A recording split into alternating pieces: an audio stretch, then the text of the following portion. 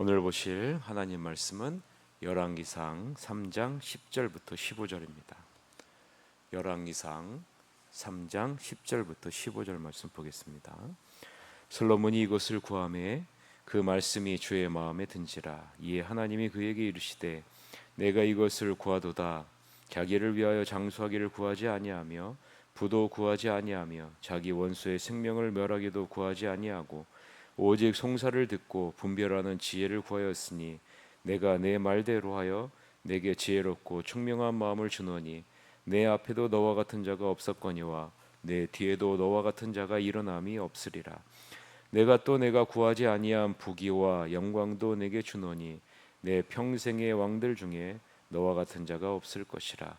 내가 만일 내 아버지 다윗이 행함 같이 내 길로 행하며 내 법도와 명령을 지키면 내가 또 내 날을 길게 하리라. 솔로몬이 깨어보니 꿈이더라. 이에 예루살렘에 이르러 여호와의 언약궤 앞에 서서 번제와 감사의 제물을 드리고 모든 신하들을 위하여 잔치하였더라. 아멘. 오늘은 하나님이 기뻐하시는 것을 먼저 구하라. 하나님이 기뻐하시는 것을 먼저 구하라 라는 제목으로 하나님 말씀 보겠습니다. 1천 번제를 드린 후에 솔로몬의 꿈에 나타나신 하나님께서 솔로몬은 맡겨주신 백성을 잘 다스릴 수 있는 지혜를 구하죠. 이에 하나님은 기뻐하시면서 솔로몬이 구한 지혜롭고 총명한 마음뿐만 아니라 부와 영광과 장수의 복도 약속하시는 장면이 오늘 본문의 내용과 차례입니다. 자, 오늘 본문을 보면서 우리는 솔로몬의 기도가 하나님이 보시기에 좋은 이유가 무엇일까? 솔로몬이 도대체 어떤 기도를 했기에 하나님이 심히 기뻐하셨을까? 그리고 하나님이 솔로몬이 구하지도 않은 부귀와 영광까지 주신 이유가 무엇일까? 하나님의 마음은 어떤 마음이실까?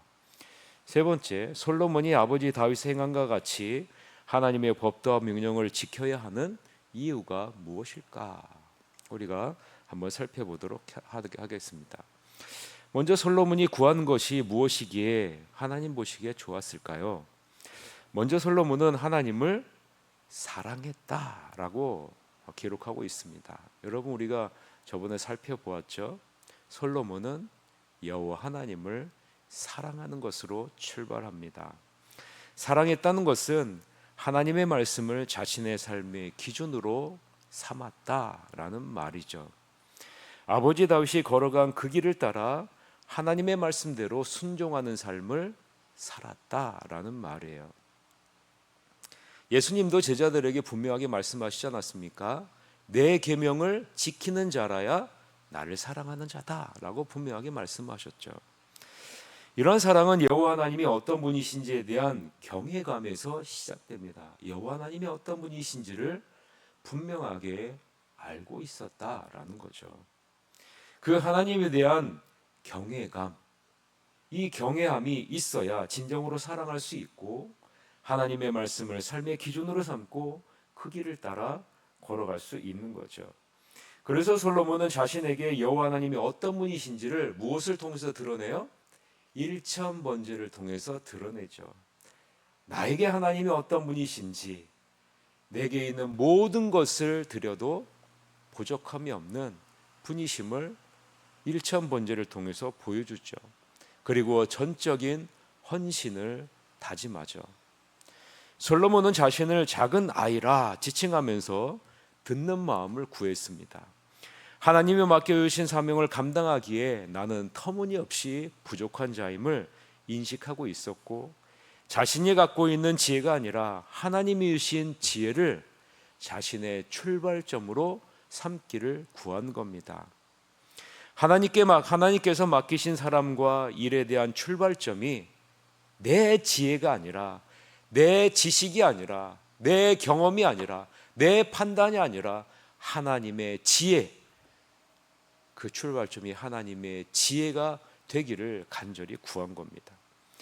솔로몬 자신은 하나님이 맡기신 백성들을 분별력 있게 다스릴 능력이나 지혜가 전혀 없다라고 하나님 앞에 고백하는 거죠.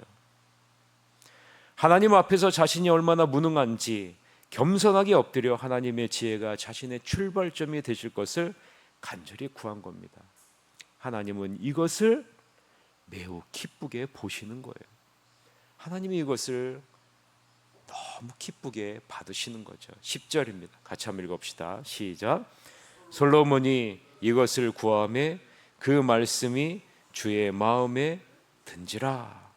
바로 이것을 구한 겁니다. 그래서 이것을 하나님은 심히 기쁘게 보고 계시는 거예요. 솔로몬은 자신이 큰 자가 되기를 구한 것이 아니라 자신이 선한 자가 되기를 구했습니다. 자신의 영광보다 하나님의 영광이 높아지기를 구했죠. 세상적인 축복보다 영적인 축복을 더 사모했고, 자신이 높아지는 것보다 하나님이 맡겨주신 사명을 하나님이 주신 지혜로 온전히 감당하기를 구한 겁니다. 이것을 하나님은 기쁘게 받으시죠. 그런데 하나님은 그 자리에만 머물지 않습니다. 그것이 전부가 아니라는 거예요. 11절서부터 13절 같이 한번 읽읍시다. 이에 하나님이 그에게 이르시되 내가 이것을 구하도다.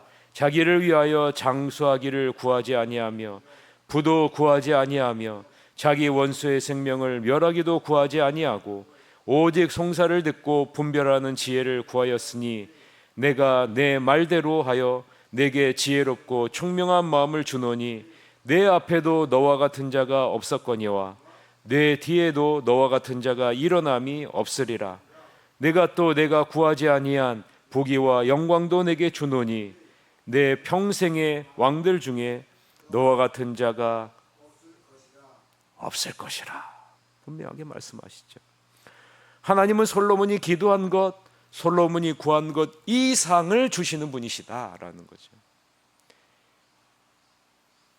예수님도 뭐라고 말씀하십니까? 먼저 그의 나라와 그의 의를 구하라.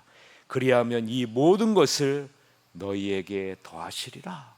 마태복음 6장 33절에 분명하게 말씀하시지 않았습니까?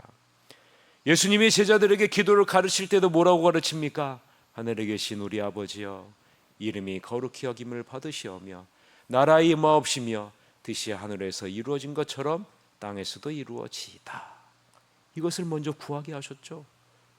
구하게 하셨죠. 그러면요, 이 모든 것을 너희에게 더하시리라. 하나님의 나라와 그의 의를 구하는 자들에게 약속된 것이 있다라는 것을 솔로몬을 통해서 우리에게 보여주시는 거죠. 뭡니까? 하나님은 하나님의 자녀된 우리들에게 완전한 축복을 주시기를 원하신다는 거예요.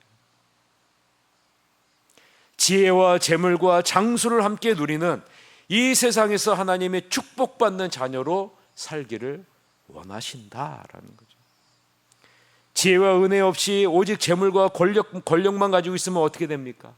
그 재물과 권력으로 인해 크게 해를 당하게 되지 않습니까? 반면에 재물과 권력이 없이 오직 지혜와 은혜만 있으면 어떻게 됩니까? 선한 일을 하는데 큰 제약이 따르지 않습니까?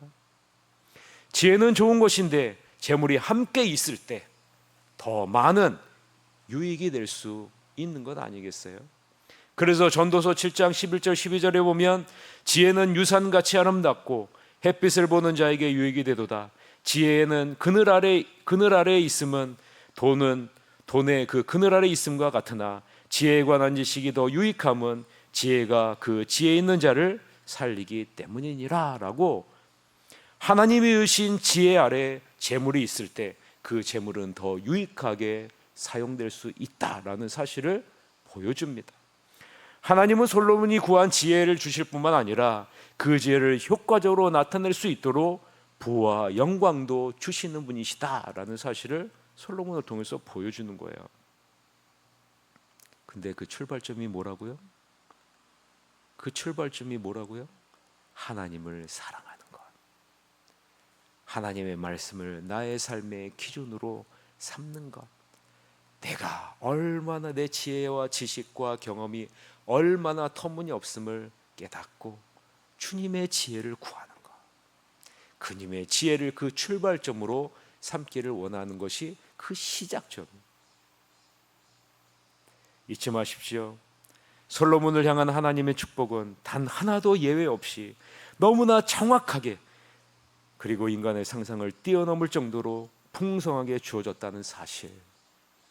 실제로 솔로몬은 부와 명예와 존경의 자리에 앉았고 이스라엘뿐만 아니라 국제사회에서 지속적인 영향력을 가지고 있었고요. 이 솔로몬의 지혜를 배우기 위해 수많은 사람들이 전 세계에서 몰려왔음을 우리 성경을 통해서 확인할 수 있지 않습니까? 그런데 여기서 하나님이 솔로몬에게 주시는 이 축복을 누릴 수 있는 전제 조건을 제시합니다. 여러분, 전제 조건, 그것이 14절부터 15절 내용이에요. 같이 한번 읽어봅시다. 시작.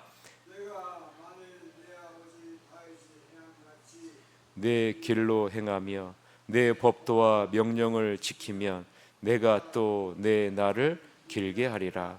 솔로몬이 깨어보니 꿈이더라. 이에 예루살렘에 이르러 여호와의 언약궤 앞에 서서 번제와 감사의 제물을 드리고 모든 신하들을 위하여 잔치하였더라 라고 말씀합니다. 솔로몬이 이 모든 하나님의 축복과 은혜를 지속시키기 위해서는 반드시 해야 할 것이 있다, 반드시 지켜야 할 것이 있다라고 말씀하고 있습니다. 그것은 하나님의 법도와 명령을 지켜 행하는 겁니다. 하나님의 법도와 명령을 지켜 행하는 겁니다. 하나님이 시내 산에서 이스라엘 백성들과 맺은 그 언약을 지켜 행해야 된다는 거죠. 쉽게 말하자면 십계명을 따라 살아야 된다는 거예요. 왜요? 하나님은 솔로몬의 왕권을 그 언약적 신실함 위에 세우셨기 때문입니다. 다윗도 마찬가지죠. 사무엘하 7장 우리 살펴보지 않았습니까? 하나님은 다윗의 왕권을 어디 가운데 세우셨다라고 말씀하고 있습니까? 언약적인 신실함 위에 그 왕권을 세우셨다라고 말씀합니다. 솔로몬이 지금 이 순간에는 올바른 선택을 하고 있지만 이 하나님의 축복을 지속적으로 누리려면 그 언약적인 신실함 위에 서야 된다. 그리고 올바른 선택을 해야 된다라고 말씀하고 있는 겁니다. 그럴 때 하나님의 축복과 은혜를, 장수의 축복을 온전히 누릴 수 있다라고 말씀하고 있는 거예요. 잠에서 깬 솔로몬은 예루살렘으로 돌아와 무엇을 합니까? 그래서 여호와의 언약궤 앞에서 번제와 감사제물을 드리고 그 기쁨을 모든 신하들과 함께 나누지 않습니까? 그 시작을 어디서 하겠다는 거예요? 여호와 하나님께로부터 하겠다라는 거죠. 말씀을 맺겠습니다. 하나님이 기뻐하시는 것을 먼저 구하시는 여러분이 되시기를 바랍니다. 먼저 그의 나라와 그의 의를 구하십시오. 하나님의 마음으로, 하나님의 말씀이라는 필터를 통해서 이 세상을 바라보시는 여러분이 되시기를 바랍니다. 그럴 때 나의 기도의 방향이 바뀝니다. 내 선택, 올바른 선택을 할 수 있는 기틀이 마련되는 것입니다.